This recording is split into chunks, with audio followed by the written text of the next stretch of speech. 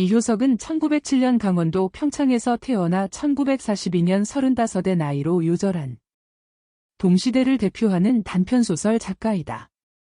메밀꽃 필 무렵은 그가 30살 때인 1936년에 발표한 단편으로 그의 대표작이다.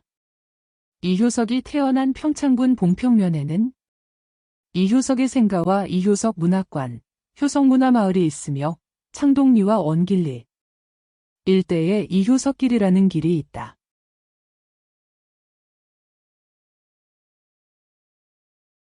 여름장이란 애시당초에 글러서 해는 아직 중천에 있건만 장판은 벌써 쓸쓸하고 더운 햇발이 벼려놓은 전 휘장 밑으로 등줄기를 훅훅 볶는다. 마을 사람들은 거지반 돌아간 뒤여 팔리지 못한 나무꾼패가 길거리에 궁식거리고들 있으나 석유병이나 받고 고깃말이나 사면 족할 이 축들을 바라고 언제까지든지 버티고 있을 법은 없다. 춥춥스럽게 날아드는 파리떼도 장난군 각다귀들도 귀치 않다. 억뚝배기요 왼손잡이인 드팀전의 허생원은 기어코 동업의 조선달에게 낚아보았다. 그만 거둘까? 잘 생각했네. 봉평장에서 한 번이나 흐뭇하게 사본 일 있을까? 내일 대화장에서나 한몫 벌어야겠네. 오늘 밤은 밤을 새서 걸어야 될걸? 달이 뜨렸다. 절렁절렁 소리를 내며 조선달이 그날 산돈을 따지는 것을 보고 허생원은 말뚝에서 넓은 휘장을 걷고 버려놓았던 물건을 거두기 시작하였다. 무명필과 주단바리가 두 고리짝에 꼭 찼다. 멍석 위에는 천조각이 어수선하게 남았다. 다른 축들도 벌써 거진 전들을 걷고 있었다. 약바르게 떠나는 패도 있었다.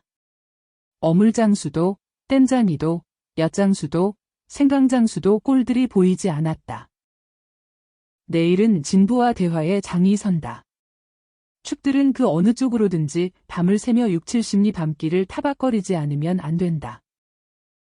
장판은 잔치 뒷마당같이 어수선하게 벌어지고 술집에는 싸움이 터져 있었다. 주정군 욕지거리에 섞여 계집의 앙칼진 목소리가 찢어졌다. 장날 저녁은 정해놓고 계집의 고함소리로 시작되는 것이다. 생원, 시침을 때도 다 안 해. 충주집 말야. 계집 목소리로 문득 생각난 듯이 조선달은 비죽이 웃는다. 화중지병이지. 연소패들을 적수로 하고야 대거리가 돼야 말이지. 그렇지도 않을걸. 축들이 사족을 못 쓰는 것도 사실은 사실이나. 아무리 그렇다곤 해도 왜 그 동이 말일세. 감쪽같이 충주집을 후린 눈치거든. 무어, 그 애숭이가? 물건 가지고 납구었나 보지. 착실한 녀석인 줄 알았더니. 그 길만은 알 수 있나. 궁리 말고 갑옷에나 그려. 내 한턱 씀새. 그다지 마음이 당기지 않는 것을 쫓아갔다. 허생원은 계집과는 연분이 멀었다. 억뚝배기 상판을 쳐들고 대어 설숙기도 없었으나 계집편에서 정을 보낸 적도 없었고 쓸쓸하고 뒤틀린 반생이었다. 충주집을 생각만 하여도 철없이 얼굴이 붉어지고 발밑이 떨리고 그 자리에 소스라쳐 버린다. 충주집 문을 들어서서 술좌석에서 짜장동이를 만났을 때에는 어찌 된 서슬인지 발끈 화가 나버렸다. 상위의 붉은 얼굴을 쳐들고 제법 계집과 농탕 치는 것을 보고서야 견딜 수 없었던 것이다. 녀석이 제법 난질군인데 꼴싸납다. 머리에 피도 안 마른 녀석이 낮부터 술 처먹고 계집과 농탕이야? 장돌뱅이 망신만 시키고 돌아다니누나. 그 꼴에 우리들과 한몫 보자는 셈이지. 동이 앞에 막아서면서부터 책망이었다. 걱정도 팔자여 하는 듯이 빤히 쳐다보는 상기된 눈망울에 부딪힐 때 얼결김에 따귀를 하나 갈겨주지 않고는 배길 수 없었다. 동이도 활을 쓰고 팩하고 일어서기는 하였으나 허생원은 조금도 동색하는 법 없이 마음먹은 대로는 다 짓거렸다. 어디서 주워먹은 선머슴인지는 모르겠으나 내게도 아비 엄이 있겠지. 그 사나운 꼴 보면 맘 좋겠다. 장사란 탐탁하게 해야 되지. 계집이 다 무어야. 나가거라. 냉큼 꼴 치워. 그러나 한마디도 대거리하지 않고 하염없이 나가는 꼴을 보려니 도리어 측은히 여겨졌다. 아직도 서름서름한 사이인데 너무 과하지 않았을까 하고 마음이 섬찟해졌다. 주제도 넘지. 같은 술수님이면서도 아무리 절다고 자식 낳게 된 것을 붙들고 치고 닦았을 것은 무어야 원. 충주집은 입술을 쭝긋하고 술 붓는 솜씨도 거칠었으나 젊은 애들한테는 그것이 약이 된다나 하고 그 자리는 조선달이 얼버무려 넘겼다. 너 녀석한테 반했지? 애숭이를 빨면 죄된다. 한참 법석을 친 후이다. 담도 생긴 데다가 웬일인지 흠뻑 취해보고 싶은 생각도 있어서 허생원은 주는 술잔이면 거의 다 들이켰다. 건하해짐을 따라 계집 생각보다도 도미의 뒷일이 한결같이 궁금해졌다. 내 꼴의 계집을 가로채서는 어떡할 작정이었누 하고 어리석은 꼬락서니를 모질게 책망하는 마음도 한편에 있었다. 그렇기 때문에 얼마나 지난 뒤인지 도미가 헐레벌떡거리며 황급히 부르러 왔을 때에는 마시던 잔을 그 자리에 던지고 정신없이 허덕이며 충주집을 뛰어나간 것이다. 생원 당나귀가 발을 끊고 야단이에요. 각다비들 장난이지 필연코. 짐승도 짐승이려니와 도미의 마음씨가 가슴을 울렸다. 뒤를 따라 장판을 다름질하려니 거슴츠레한 눈이 뜨거워질 것 같다. 불악스런 녀석들이라 어쩌는 수 있어야죠. 나귀를 몹시 구는 녀석들은 그냥 두지는 않을 걸. 반평생을 같이 지내온 짐승이었다. 같은 주막에서 잠자고 같은 달빛에 젖으면서 장에서 장으로 걸어다니는 동안의 20년의 세월이 사람과 짐승을 함께 늙게 하였다. 바스러진 목뒤털은 주인의 머리털과도 같이 바스러지고 개진개진 젖은 눈은 주인의 눈과 같이 눈곱을 흘렸다. 몽당비처럼 짧게 슬리운 꼬리는 파리를 쫓으려고 기껏 휘저어 보아야 벌써 다리까지는 닿지 않았다. 달아 없어진 굽을 몇 번이나 도려내고 새 철을 신겼는지 모른다. 굽은 벌써 더 자라나기는 틀렸고 달아버린 철 사이로는 피가 빼짓이 흘렀다. 냄새만 맡고도 주인을 분간하였다. 호소하는 목소리로 야단스럽게 울며 반겨한다. 어린아이를 달래듯이 목덜미를 어루만져주니 나귀는 코를 벌름거리고 입을 투르르거렸다. 콧물이 튀었다.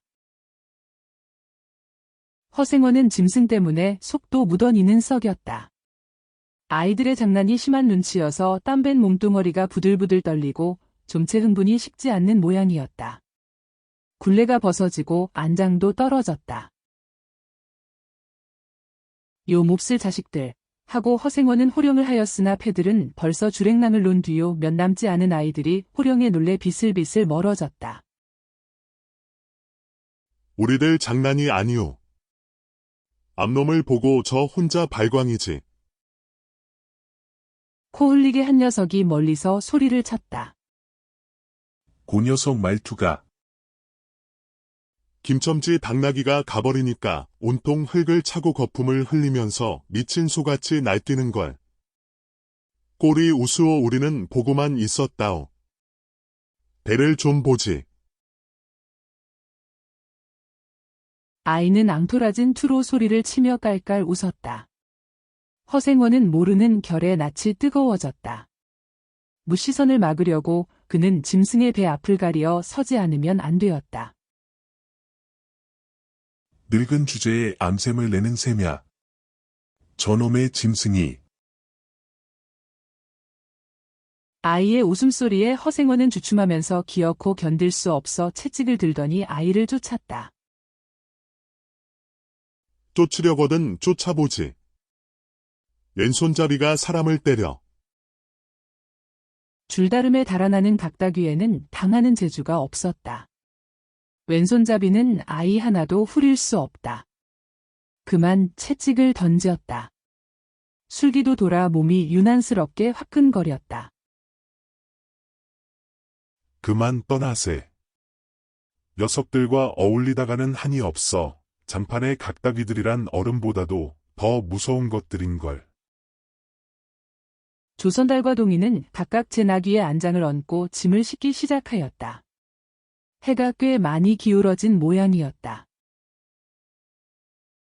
드팀전 장돌림을 시작한 지 20년이나 되어도 허생원은 봉평장을 빼놓은 적은 드물었다. 충주 제천 등의 이웃군에도 가고 멀리 영남지방도 헤매기는 하였으나 강릉쯤에 물건 하러 가는 외에는 처음부터 끝까지 군내를 돌아다녔다. 닷새만큼씩의 장날에는 달보다도 확실하게 면에서 면으로 건너간다. 고향이 청주라고 자랑삼아 말하였으나 고향에 돌보러 간 일도 있는 것 같지는 않았다. 장에서 장으로 가는 길의 아름다운 강산이 그대로 그에게는 그리운 고향이었다. 반날 동안이나 뚜벅뚜벅 걷고 장터 있는 마을에 거지반 가까웠을 때 거친 나귀가 한바탕 우렁차게 울면 더구나 그것이 저녁녘이어서 등불들이 어둠 속에 깜박거릴 무렵이면 늘 당하는 것이건만 허생원은 변치 않고 언제든지 가슴이 뛰놀았다. 젊은 시절에는 알뜰하게 벌어 돈푼이나 모아본 적도 있기는 있었으나 읍내에 백중이 열린 해 호탕스럽게 놀고 투전을 하고 하여 사흘 동안에 다 털어버렸다. 나귀까지 팔게 된 판이었으나 애끓는 정분에 그것만은 이를 물고 단념하였다. 결국 도로아미타불로 장돌림을 다시 시작할 수밖에는 없었다. 짐승을 데리고 읍내를 도망해 나왔을 때에는 너를 팔지 않기 다행이었다고 길가에서 울면서 짐승의 등을 어루만졌던 것이었다. 빚을 지기 시작하니 재산을 모으려면 당초에 틀리고 간신히 입에 풀칠을 하러 장에서 장으로 돌아다니게 되었다. 호탕스럽게 놀았다고는 하여도 계집 하나 후려보지는 못하였다. 계집이란 쌀쌀하고 매정한 것이었다. 평생 인연이 없는 것이라고 신세가 서글퍼졌다. 일신에 가까운 것이라고는 언제나 변함없는 한 필의 당나귀였다. 그렇다고는 하여도 꼭 한 번의 첫일을 잊을 수는 없었다. 뒤에도 처음에도 없는 단 한 번의 괴이한 인연. 봉평에 다니기 시작한 젊은 시절의 일이었으나 그것을 생각할 정만은 그도 산보람을 느꼈다. 달밤이었으나 어떻게 해서 그렇게 됐는지 지금 생각해도 도무지 알 수 없어. 허생원은 오늘 밤도 또 그 이야기를 끄집어내려는 것이다. 조선달은 친구가 된 일에 귀에 못이 박히도록 들어왔다. 그렇다고 실증을 낼 수도 없었으나 허생원은 시치미를 떼고 되풀이할 대로는 되풀이하고야 말았다. 달밤에는 그런 이야기가 격에 맞거든. 조선달 편을 바라는 보았으나 물론 미안해서가 아니라 달빛에 감동하여서였다. 이지러는 젖으나 보름을 갓 지난 달은 부드러운 빛을 흐뭇이 흘리고 있다. 대화까지는 80리의 밤길, 고개를 둘이나 넘고 개울을 하나 건너고 벌판과 산길을 걸어야 된다. 길은 지금 긴 산허리에 걸려 있다. 밤중을 지난 무렵인지 죽은 듯이 고요한 속에서 짐승 같은 달의 숨소리가 손에 잡힐 듯이 들리며 콩포기와 옥수수 잎새가 한층 달에 푸르게 젖었다. 산허리는 온통 메밀밭이어서 피기 시작한 꽃이 소금을 뿌린 듯이 흐뭇한 달빛에 숨이 막힐 지경이다. 붉은 대궁이 향기같이 애잔하고 나귀들의 걸음도 시원하다. 길이 좁은 까닭에 세 사람은 나귀를 타고 외줄로 늘어섰다. 방울소리가 시원스럽게 딸랑딸랑 메밀밭계로 흘러간다. 앞장선 허생원의 이야기 소리는 꽁무니의 선동이에게는 확적히는 안 들렸으나 그는 그대로 개운한 제멋에 적적하지는 않았다. 장선 꼭 이런 날 밤이었네. 객주집 토방이란 무더워서 잠이 들어야지. 밤중은 돼서 혼자 일어나 개울가에 목욕하러 나갔지. 봉평은 지금이나 그제나 마찬가지지. 보이는 곳마다 메밀밭이어서 개울가가 어디 없이 하얀 곳이야. 돌밭에 벗어도 좋을 것을 발이 너무나 밝은 까닭에 옷을 벗으러 물방앗간으로 들어가지 않았나. 이상한 일도 많지. 거기서 난데없는 성서방네 처녀와 마주쳤단 말이네. 봉평서야 제일 가는 일색이었지. 팔자에 있었나 보지. 아무렴하고 응답하면서 말머리를 아끼는 듯이 한참이나 담배를 빨 뿐이었다. 구수한 자줏빛 연기가 밤 기운 속에 흘러서는 녹았다. 날 기다린 것은 아니었으나 그렇다고 달리 기다리는 논팽이가 있는 것도 아니었네. 처녀는 울고 있단 말야. 짐작은 되고 있으나 성서방네는 한창 어려워서 들고 날 판인 때였지. 한 집안 1인이 딸에겐 될 걱정이 없을 리 있겠나? 좋은 데만 있으면 시집도 보내련만 시집은 죽어도 싫다지. 그러나 처녀란 울때같이 정을 끄는 때가 있을까? 처음에는 놀라기도 한 눈치였으나 걱정 있을 때는 누그러지기도 쉬운 듯해서 이럭저럭 이야기가 되었네. 생각하면 무섭고도 기막힌 밤이었어. 제천인지로 주랭랑을 놓은 건 그 다음 날이렸다. 다음 장도막에는 벌써 온 집안이 사라진 뒤였네. 장판은 소문에 발끈 뒤집혀 고작해야 술집에 팔려가기가 상수라고 처녀의 뒷공론이 자자들 하단 말이야. 제천 장판을 몇 번이나 뒤졌겠나. 허나 처녀의 꼴은 꼼꼼먹은 자리야. 첫날 밤이 마지막 밤이었지. 그때부터 봉평이 마음에 든 것이 반평생을 두고 다니게 되었네. 반평생인들 잊을 수 있겠나. 수 좋았지. 그렇게 신통한 일이란 쉽지 않어. 항용 못난 것 얻어 새끼 낳고 걱정 늘고 생각만 해도 진저리가 나지. 그러나 늙음 막바지까지 장돌뱅이로 지내기도 힘드는 노릇 아닌가. 난 가을까지만 하고 이 생계와도 하직하려네. 대화쯤에 조그만 전방이나 하나 버리고 식구들을 부르겠어. 사시장천 뚜벅뚜벅 걷기란 여간이래야지. 옛 처녀나 만나면 같이나 살까. 난 거꾸러질 때까지 이 길 걷고 저 달 볼 테야. 산길을 벗어나니 큰 길로 튀어졌다. 꽁무니의 동이도 앞으로 나서 나귀들은 가로 늘어섰다. 총각도 점겠다. 지금이 한창 시절이렸다. 춤주집에서는 그만 실수를 해서 그 꼴이 되었으나 설계 생각 말게. 저 천만에요. 되려 부끄러워요. 계집이란 지금 웬 제격인가요? 자나깨나 어머니 생각뿐인데요. 허생원의 이야기로 실심의 한 끗이라 동이의 어조는 한풀 수그러진 것이었다. 아비 어미란 말에 가슴이 터지는 것도 같았으나 제겐 아버지가 없어요. 피부치라고는 어머니 하나뿐인걸요. 돌아가셨나? 당초부터 없어요. 생원과 선달이 야단스럽게 껄껄들 웃으니 동이는 정색하고 우길 수밖에는 없었다. 부끄러워서 말하지 않으려 했으나 정말해요. 제천촌에서 달도 차지 않은 아이를 낳고 어머니는 집을 쫓겨났죠. 우스운 이야기나 그러기 때문에 지금까지 아버지 얼굴도 본 적 없고 있는 고장도 모르고 지내와요. 고개가 앞에 놓인 까닭에 세 사람은 나귀를 내렸다. 둔덕은 험하고 입을 벌리기도 대근하여 이야기는 한동안 끊겼다. 나귀는 건듯하면 미끄러졌다. 허생원은 숨이 차 몇 번이고 다리를 쉬지 않으면 안 되었다. 고개를 넘을 때마다 나이가 알렸다. 동이 같은 젊은 축이 그지없이 부러웠다. 땀이 등을 한바탕 쪽 씻어내렸다. 고개 너머는 바로 개울이었다. 장마에 흘러버린 널다리가 아직도 걸리지 않은 채로 있는 까닭에 벗고 건너야 되었다. 고이를 벗어 띠로 등에 얽어매고 반 벌거숭이에 우스꽝스런 꼴로 물속에 뛰어들었다. 금방 땀을 흘린 뒤였으나 밤 무른 뼈를 찔렀다. 그래 대체 기르긴 누가 기르고? 어머니는 하는 수 없이 의부를 얻어가서 술장사를 시작했죠.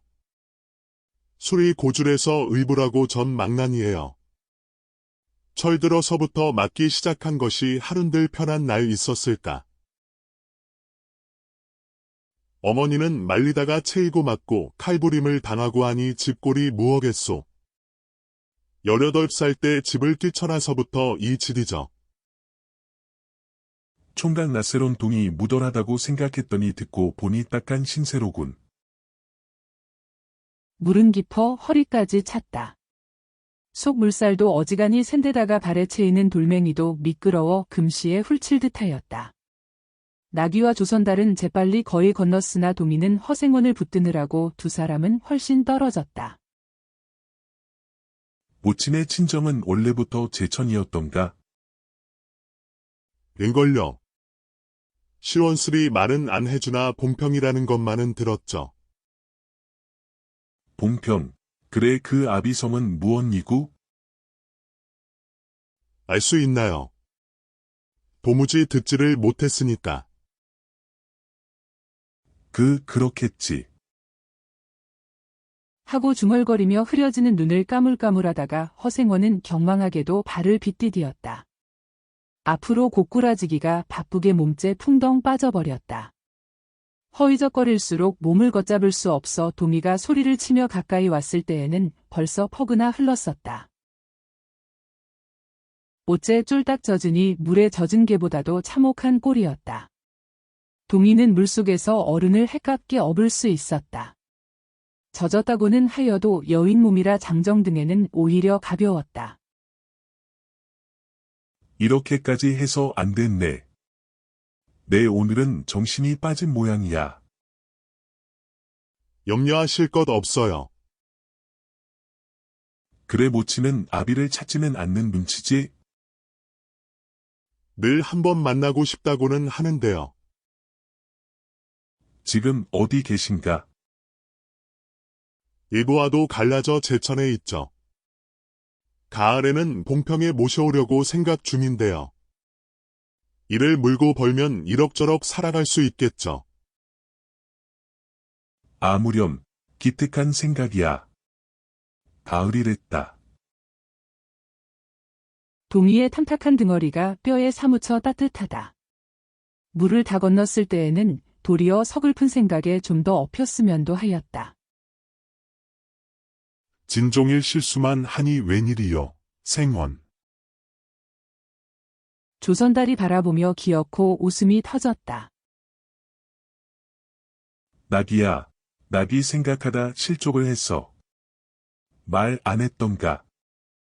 저 꼴에 제법 새끼를 얻었단 말이지. 읍내 강릉집 피마에게 말일세. 귀를 쫑긋 세우고 달랑달랑 뛰는 것이 나귀 새끼같이 귀여운 것이 있을까? 그것 보러 나는 일부러 읍내를 도는 때가 있다네.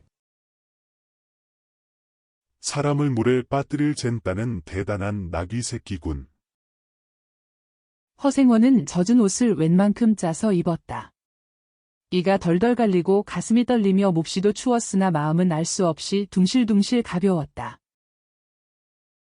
주막까지 부지런히들 가세나.